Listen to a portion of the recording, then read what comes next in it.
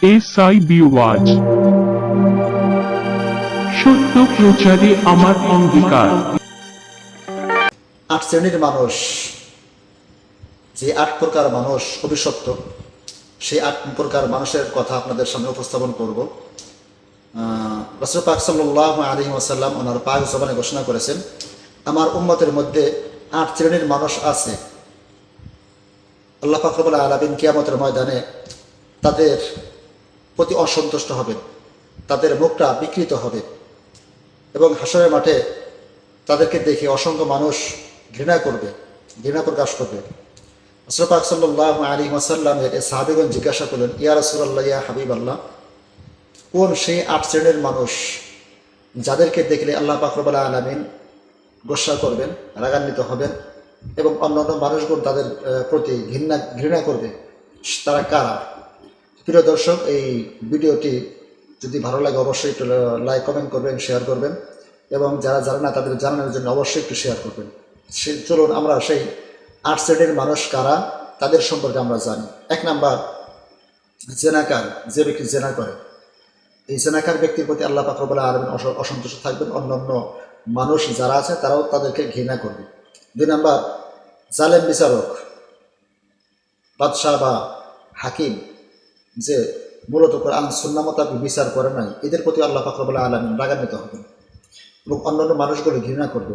3 number, পিতামাতার অবাধ্য সন্তান, যে সন্তানগুলো বাবা মার কথা শ্রবণ করে নাই, বাবা মার অবাধ্য ছিল, এই সন্তানগুলো অভিশপ্ত, লানতপ্রাপ্ত, তাদের চেহারাগুলো বিকৃত হবে এবং অন্যান্য মানুষ যারা আছে তারা ঘৃণা করবে। 4 নাম্বার, সুদখোর, যারা সমাজে সুদের সাথে লিপ্ত আছে, এই সমস্ত লোকগুলোও ওই সময় ঘৃণিত হবে। 5 নাম্বার, পরনিন্দাকারী, কখনোই মানুষের নিন্দা করা যাবে না।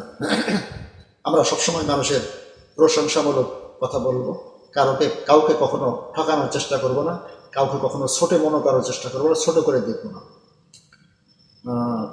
6 নাম্বার, অন্যায় বা অত্যাচারী, অন্যায়ভাবে অত্যাচার, যে লোকটা অন্যায় শুধুমাত্র অন্য লোকগুলিকে, কোনো পশুকে, প্রাণীকে অন্যায়ভাবে অত্যাচার করে।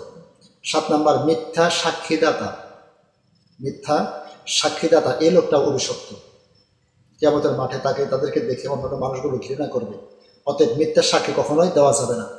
8 নাম্বার, বেনামাজি, 8 নাম্বার, বেনামাজি, যে নামাজ আদায় করে না।